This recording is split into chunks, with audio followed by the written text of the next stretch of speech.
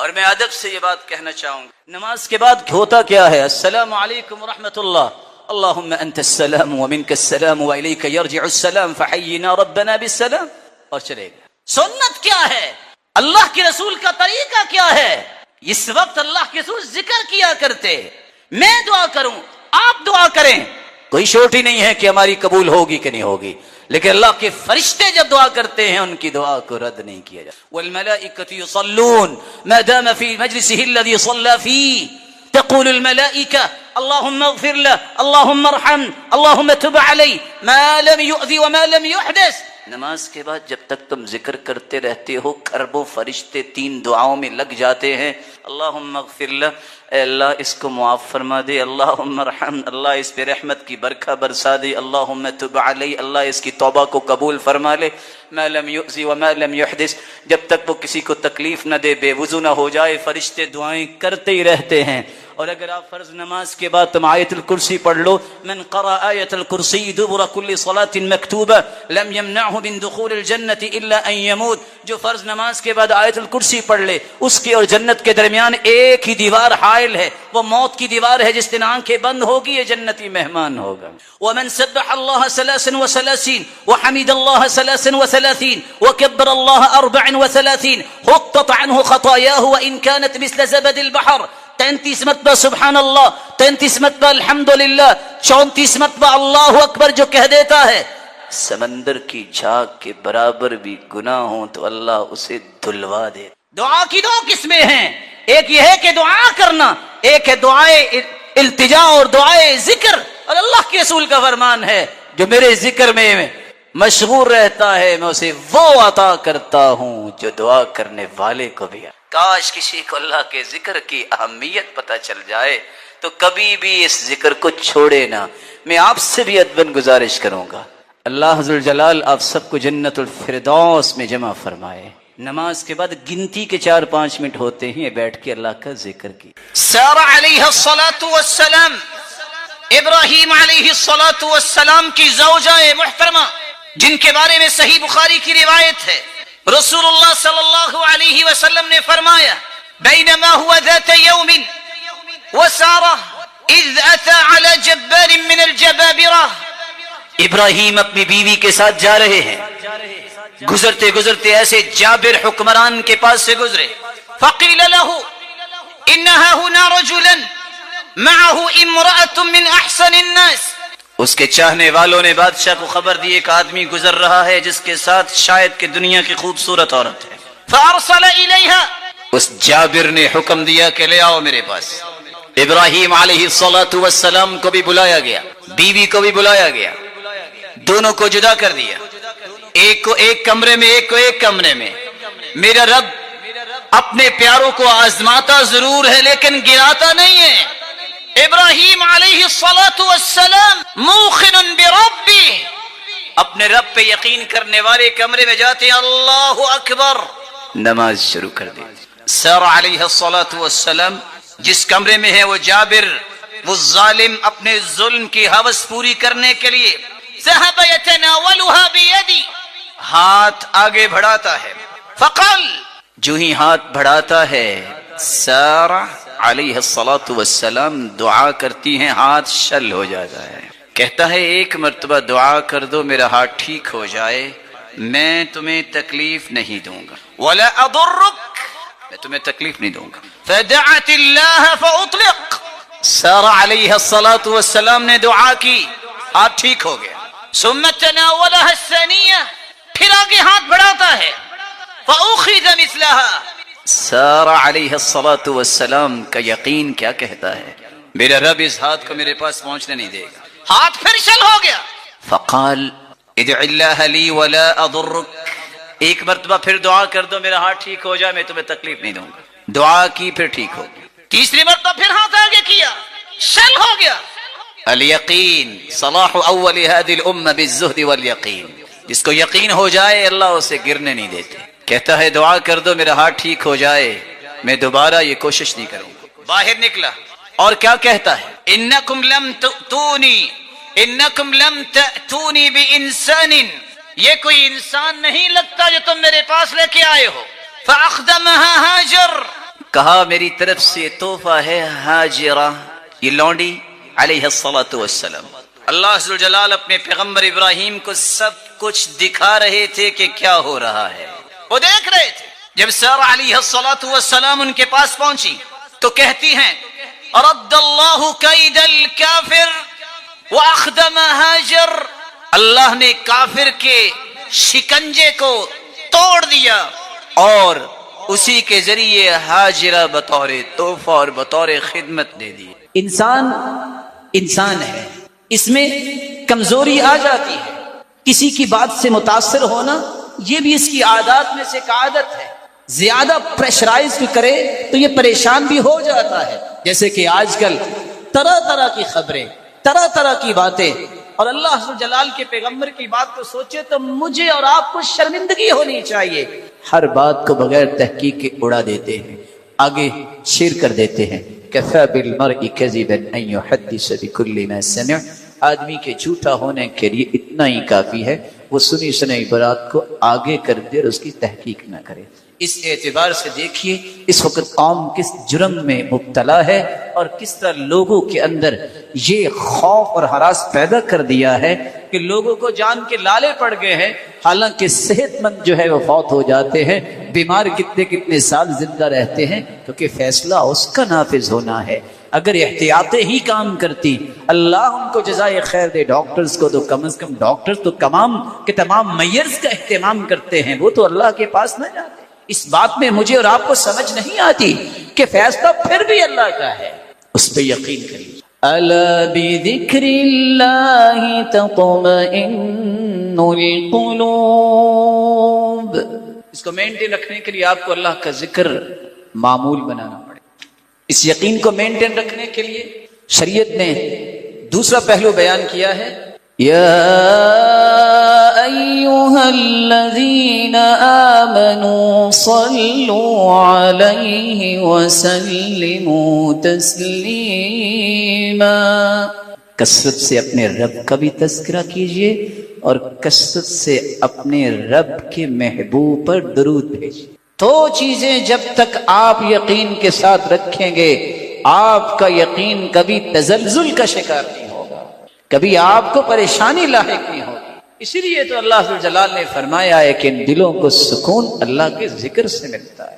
اس لیے تو اس کے محبوب نے فرمایا تھا جب تم کثرت سے درود پڑھو گے اذن تکفی ہمک ویغفر لک ذنبک، تمہارے گناہ بھی اللہ سارے معاف کر دیں گے اور سارے کے سارے غموں کو اللہ عز و جلال خود دور فرما دیں گے۔ اس لیے ابو ثعلبہ الخشنی رضی اللہ تعالی عنہ روایت کرتے ہیں رسول اللہ صلی اللہ علیہ وسلم نے فرمایا اذا كان لیلۃ النصف من شعبان، جب شعبان کا نصف ہوتا ہے، اطلع اللہ الی خلقہ، اللہ رب العزت اپنی مخلوق کی طرف جھانکتے ہیں، فیغفر للمؤمنین، مومنوں کو اللہ رب العزت معاف فرما دیتے ہیں، ویملی للکافرین، اور کافروں کو مہلت دے دیتے ہیں، ویدع اہل الحقد بحقدہم حتی یدعوہ، اور جن لوگوں کے دل میں کسی کے بارے میں حسد ہوتا ہے،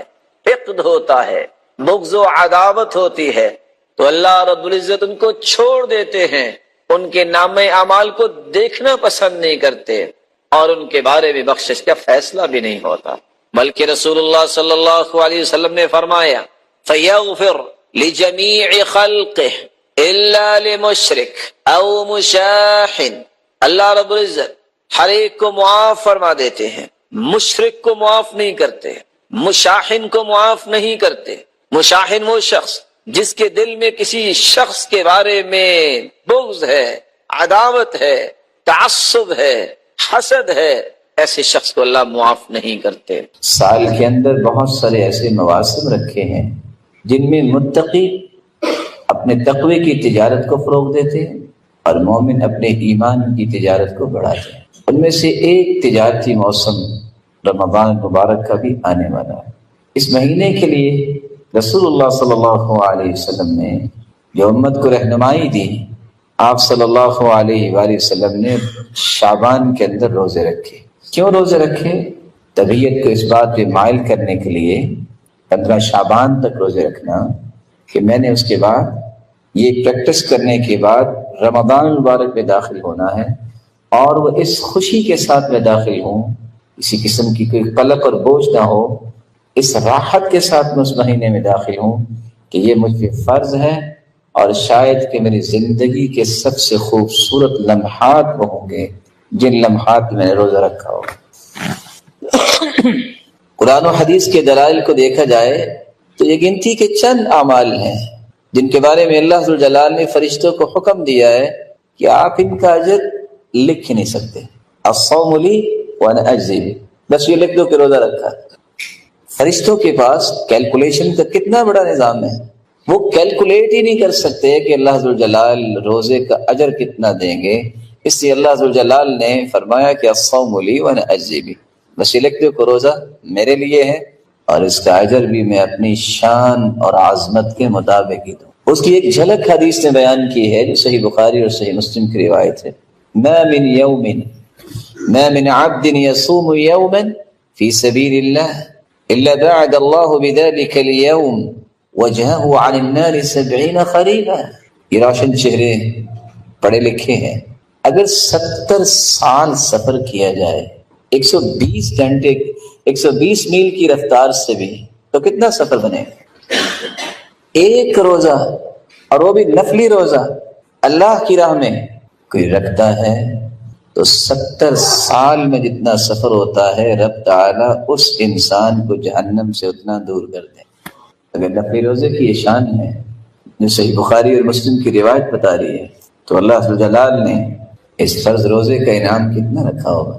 اس لیے جب صحابی ابو امامہ رضی اللہ تعالی عنہ نے سوال کیا تھا کہ مجھے کوئی وصیت کیجیے، فرمایا علیک بالصوم فإنہ لا مثل لہ، تم روزہ رکھا کرو، اس کے مثل کوئی عمل نہیں۔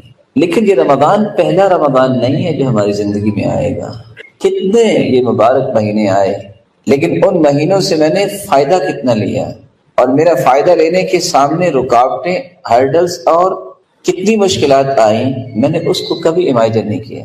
میں چاہوں گا کہ اس ضمن میں آپ کی خدمت میں 5 گزارشیں رکھوں کہ آپ زندگی کے کسی بھی مہینے میں ہیں، یہ 5 چیزیں آپ کے ساتھ رہنی چاہیے۔ اگر آپ سمجھتے ہیں کہ زندگی کا ہر لمحہ اللہ جلال کے ہاں پسندیدہ بن جائے تو آپ جب تک ان 5 چیزوں کو اپنے ساتھ نہیں رکھتے، یہ زندگی کے ایام گزرتے جا رہے ہیں، رمضان آتا بھی ہے اور مکمل بھی ہو جاتا ہے، آئندہ سال پھر آتا ہے، یہ تو اللہ کی رحمت اور نعمت جاری و ساری ہے۔ سوال یہ ہے ماذا استفدنا من هذا الشهر الفضیل، اس فضیلت والے مبارک مہینے سے ہم نے فائدہ کیا لیا؟ اگر آپ زندگی کے لمحات کو صحیح استعمال کرنا چاہتے ہیں تو سب سے پہلی گزارش یہ، جب تک آپ اپنی نیت کو خالص نہیں کرتے کہ میں نے رب کی رضا حاصل کرنی ہے، مجھے اللہ ذوالجلال کی خوشنودی چاہیے، بس وہ مجھ سے راضی ہو جائے، اس وقت تک بڑی سے بڑی عبادت بھی آپ بجا لاتے ہیں وہ اللہ کے ہاں اس کا کوئی ویٹیج اور وزن نہیں۔ ان اللہ لا يقبل من العمل الا ما كان له خالصا وابتغي به وجهه، اللہ ذوالجلال صرف وہ عمل قبول کرتے ہیں جو خالص اس کی رضا کے لیے کیا جائے۔ دنیا کے اندر کاروبار کرنے والے 50-50 60-40 70-30 اپنی پسند کی ریشو رکھ کے کاروبار کرتے ہیں، لیکن جب حساب کرتے ہیں ایک پیسہ نہیں چھوڑتے۔ عبادت اتنی حساس ہے کہ اگر 99% آپ نے اللہ کے لیے عبادت کی ہو اور 1% لوگوں کے لیے کہ لوگ بھی واہ واہ کریں، لوگ مجھے اپریشیٹ کریں، تو اللہ جلال قیامت کو فرمائیں گے ترکتہ وشرکہ، میں نے اپنے 99% بھی چھوڑے جس کے لیے تم نے 1% عبادت کی تھی، فلیطلب ثوابہ من عندی، آج بدلہ اسی سے جا کے لے لو۔ اس قدر خسارے کی بات ہے۔ اور جرجانی رحمہ اللہ سے جب کسی نے پوچھا تھا کہ اخلاص ہے کیا، وہ کہا کرتے تھے اللہ تطلب لعملک شاہدا غیر اللہ، دنیا میں سب سے زیادہ ریلائبل کام وہ ہوتا ہے جس کے گواہ ہوں۔ اللہ ذوالجلال کے ہاں سب سے ریلائبل کام وہ ہے اس میں اللہ کے سوا کوئی گواہ نہ ہو۔ یہ شعور جب انسان کو آتا ہے بات کرتے وقت، عمل کرتے وقت، نیکی کرتے وقت، عمل صالح اختیار کرتے وقت میں کس کے لیے کر رہا ہوں؟ مجھے تو رب کی رضا چاہیے، میرے مالک تو راضی ہو جانا، میرے مالک اپنی رضا کے لیے اسے خاص کر لینا۔ یہ شعور اگر بیدار ہو جائے تو اس سے قیمتی انسان روئے زمین پہ کوئی نہیں۔ نو ڈاؤٹ کہ جہاد کتنا عظیم کام ہے۔ شریعت نے جو 2-3 باتیں بیان کی ہیں جن کا وزن میں اور آپ نہیں کر سکتے۔ پہلی بات ذروۃ سنامہ الجہاد، یہ معمولی بات نہیں، اسلام کی کوہان اور بلندی اور چوٹی جہاد ہے۔ باب من ابواب الجنہ یذہب اللہ بہ الہم والغم، یہ جنت کے دروازوں میں سے ایک دروازہ ہے، اس لیے فرمایا نا من لم یغزو ولم یحدث بہ نفسہ مات علی شعبۃ من النفاق، جو شخص اعلاء کلمت اللہ کے لیے جہاد کرتا نہیں ہے اور نہ ہی اس کی نیت ہے، اسی حالت میں دنیا سے چلا جاتا ہے تو نفاق کی موت۔ اور صحیح بخاری اور مسلم کی روایت ہے کہ صحابی نے سوال کیا تھا دلنی علی عمل یعدل الجہاد، کوئی ہے اس کے برابر عمل؟ اللہ کے رسول صلی اللہ علیہ وسلم نے فرمایا لا اجدہ، نہیں، الا رجل خرج بنفسه وماله ولم يرجع من ذلك بشيء، اس کے باوجود اللہ کے رسول صلی اللہ علیہ وسلم سے سوال کیا گیا، اور سوال کیا تھا؟ اے اللہ کے رسول صلی اللہ علیہ وسلم ارأيت الرجل يغزو يريد الاجر والذکر ما له، ایک شخص یہ عظیم کام بھی کرنا چاہتا ہے، اجر کا بھی طالب ہے، لیکن ساتھ اس چیز کی بھی تڑپ ہے، وہ ذکر، لوگ کہیں کیا بہادر ہے، بہادری کے تذکرے ہیں، ما له، اسے کیا ملے گا؟ تو آپ صلی اللہ علیہ وسلم نے جواب دیا تھا لا شیء له، اس کو کچھ بھی نصیب نہیں ہوگا۔ نکرہ نفی کے سیاق میں ہے، والنکرہ تدل علی العموم، اس کو کچھ بھی نصیب نہیں ہوگا۔ اور حدیث بیان کرتی ہے میدان جنگ میں بھی کافروں کی صف ہے، مومنوں کی صف، اگر کوئی وہاں بھی گر جاتا ہے اللہ اعلم بنیتہ، اس کی نیت کو بھی اللہ جانتا ہے۔ اس سے میرے بھائی، میرے محترم، میرے معزز، میرے مکرم، میرے محتشم، اپنی نیت کو خوبصورت بنانے کے لیے ہر وقت شعور کو بیدار رکھیں۔ عمر جیسے رضی اللہ عنہ وہ کیا کہا کرتے تھے؟ اللہم اجعل عملی کلہ صالحا واجعلہ لوجہک خالصا ولا تجعل فیہ لأحد نصیبا، اللہ میرے ہر عمل کو صالح بنا، سنت کے مطابق یہ صالح عمل، واجعلہ لوجہک خالصا، اللہ اپنی رضا کے لیے اسے خالص بنا، ولا تجعل فیہ لأحد نصیبا، اللہ کسی کا حصہ نہ رکھنا۔ یہ شعور جب انسان کو نصیب ہو جائے، ایم اللہ، اللہ کی قسم، جو پھر عبادت میں لذت نصیب ہوتی ہے بندے کو، وہ انسان تصور نہیں کر سکتا۔ اس لیے فضائل ابن عیاض رحمہ اللہ جب ان کے بیٹے علی نے کہا ابا جان ایک بات تو بتائیے، جو صحابہ تھے، تابعین تھے، تبع تابعین تھے، ان کی زبان سے نکلنے والے کلمات میں مٹھاس کیوں تھی؟ قال اتدری بما حلا یا بنی، بیٹے جانتے ہو ان کی زبان سے نکلنے والے کلمات میں اللہ نے حلاوت اور مٹھاس کیوں رکھی؟ کہا اس لیے تو پوچھ۔ قال لانہم ارادوا وجہ اللہ سبحانہ وتعالی، بیٹا جب وہ بات کرتے تھے تو ان کا مقصد یہ ہوتا تھا کہ اللہ راضی ہو جائے، اللہ ذو الجلال نے مٹھاس اور حلاوت ان کی زبانوں پہ جاری کر۔ حمدون بن احمد جب کسی نے سوال کیا کہ سنا ہے آپ کو اللہ نے بڑی دانش سے نوازا ہے، ما بال کلام السلف انفع من کلامنا، صحابہ اور تابعین اور تبع تابعین کی زبان سے نکلنے والی گفتگو میں اتنا نفع ہوتا، گفتگو تو ہم بھی کرتے ہیں، یہ فرق کیوں ہے؟ تو حمدون کہتے ہیں بتا دوں؟ کہا پوچھا تو اس لیے ہے کہ آپ بتائیں۔ کہا سنو، لأنہم تکلموا لعز الاسلام ولنجاة النفوس ولرضا الرحمن، صحابہ اور تابعین اور تبع تابعین جن کو سلف صالحین کہتے ہیں، وہ اس لیے بات کرتے تھے اسلام بلند ہو جائے، لوگ جہنم سے بچ جائیں، اللہ ذوالجلال کی رضا مل جائے.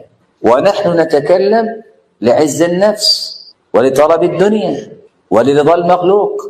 اور ہم بات کرتے ہیں اسلام کی عزت بنے نہ بنے، ہماری عزت بنے، دنیا مل جائے، اللہ کی رضا ملے نہ ملے، لوگ راضی ہونے چاہیے.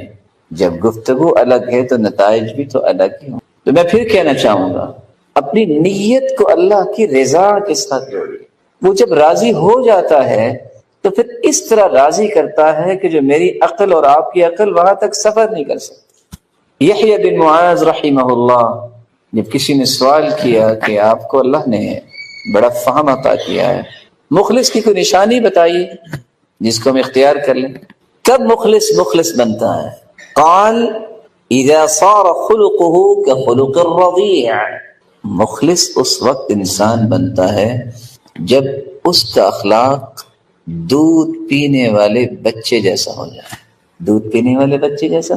1.5 سالہ بچہ جب اس کو باپ اٹھاتا ہے، ماں اٹھاتی ہے، وہ اچھلتا بھی ہے، اسمائل پاس کرتا ہے. اس کو اگر باپ یہ کہہ دے کہ میرا بیٹا بہت اچھا ہے، تب بھی وہ اسمائل پاس کرتا ہے، خوش ہوتا ہے. اور اس کو اسی وقت کہہ دے کہ میرا بیٹا بہت گندا ہے، پھر بھی وہ اسمائل پاس کرتا ہے اور اچھلتا ہے، کیونکہ اسے سمجھ نہیں آ رہی. اس کو صرف خوشی اس لیے ہے کہ میرے باپ نے اٹھایا.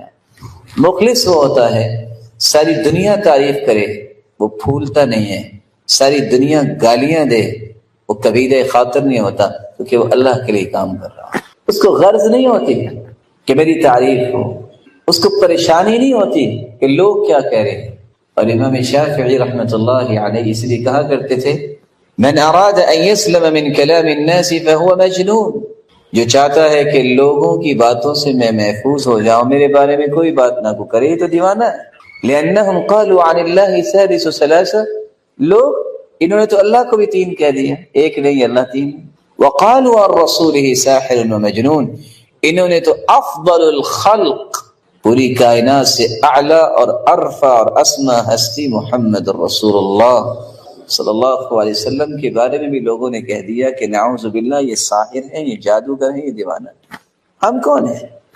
جب تک یہ شعور بیدار نہیں ہوتا، اخلاص کے راستے پہ انسان گامزن نہیں ہوتا. اخلاص کے بعد جو دوسری گزارش میں آپ کی خدمت میں کرنا چاہوں گا، آپ کی عمر بھلے 100 سال ہو جائے، آپ 100 سال کے اندر کوئی دن ضائع نہ کریں، ساری رات سجدے میں گزار دیں، جب تک سنت کے مطابق عمل نہیں ہوگا آپ کا کوئی عمل بھی اللہ کے ہاں قبول نہیں ہوگا. من عمل عملا ليس عليه امرنا فهو رد اي مردود. دنیا کا قابل سے قابل ترین شخص، صالح سے صالح ترین شخص، بڑے سے بڑا عمل بھی اگر کرتا ہے، اگر وہ سنت کے مطابق نہیں ہے تو وہ اللہ کے ہاں مقبول نہیں ہے، مردود ہے. بھلا کیوں مردود ہے؟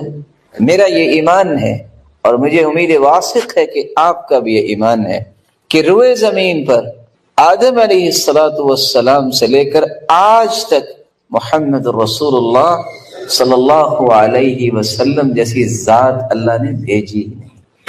مخلوق میں سے وہ ذات کے اعتبار سے بھی بے مثال ہیں، اپنی بات کے اعتبار سے بھی بے مثال ہیں، اور اپنی اداؤں اور عمل کے اعتبار سے بھی بے مثال ہیں.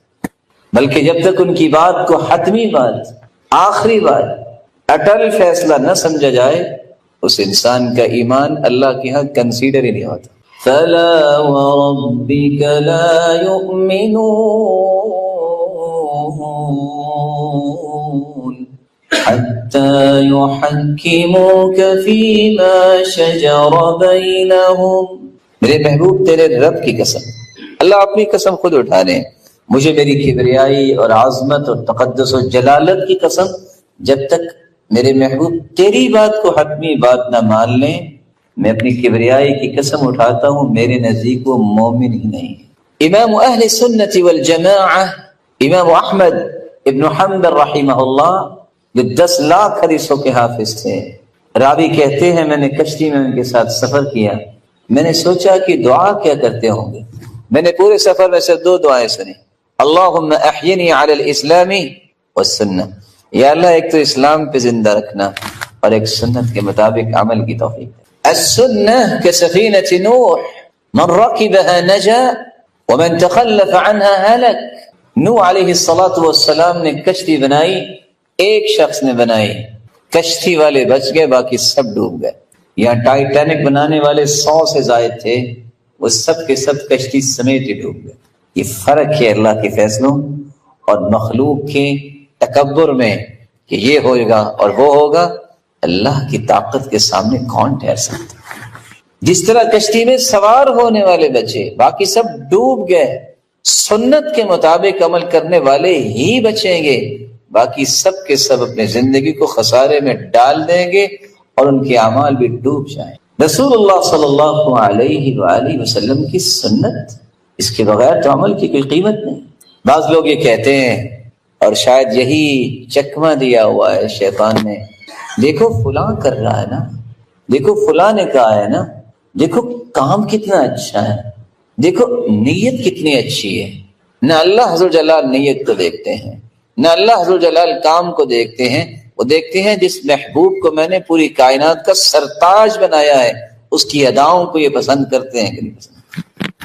اسی لیے حسن بصری رحمۃ اللہ علیہ کہا کرتے تھے، لا يقبل القول الا بالعمل، کوئی قول عمل کے بغیر قبول نہیں۔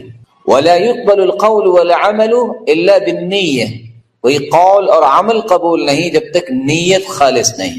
ولا يقبل القول والعمل والنیہ الا باتباع السنہ، اور کوئی بھی قول، عمل اور نیت کنسیڈر نہیں ہوتی جب تک سنت کے مطابق۔ سنت کے مطابق عمل کرنا یہ اس وقت ممکن ہے جب ہم حدیث کی روشنی میں اپنی زندگی کے زاویوں کو دیکھتے ہیں۔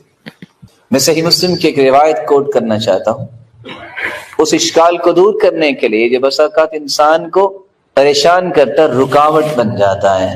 میں چھوٹے چھوٹے 3 سوال کروں گا اس بات کو قریب کرنے کے لیے۔ صحابہ سے بڑھ کے دنیا میں کو آیا؟ بولیے۔ ان جیسی نیت کسی کو نصیب ہوئی؟ اور ابھی آپ نے حدیث سنی کہ اگر نفلی روزہ رکھا جائے تو جہنم سے کتنا انسان دور ہو جائے گا ایک روزے کے بدلے؟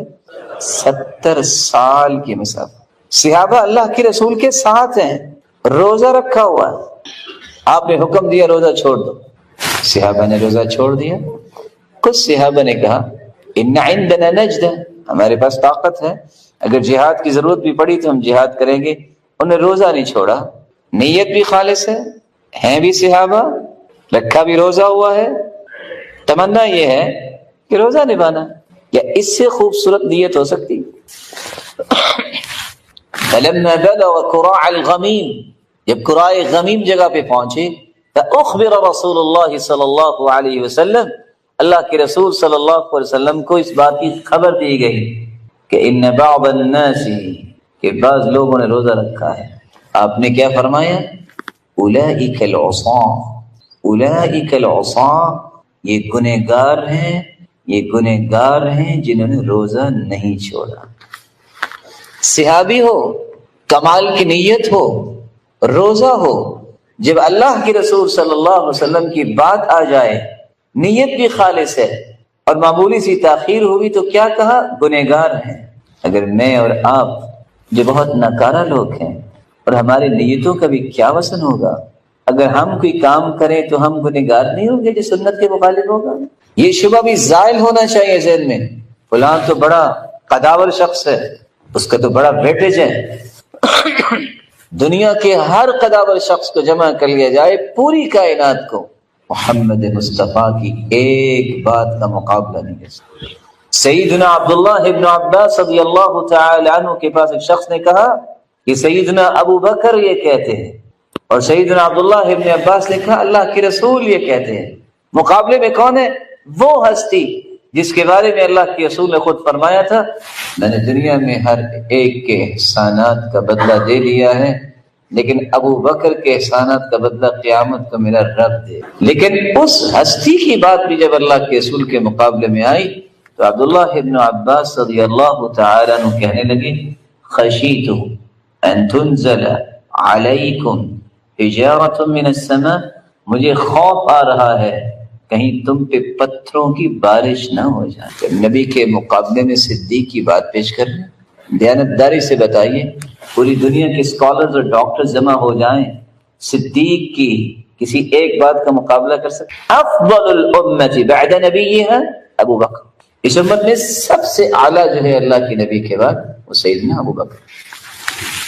کسی گزارش جو میں آپ کے سامنے رکھنا چاہوں گا، جو میرے اور آپ کے عمل میں بس اوقات رکاوٹ بن جاتا ہے، میرے بھائی، میرے محترم، میرے مکرم، کسی ملک کے دستور کی کوئی حیثیت ہوتی ہے۔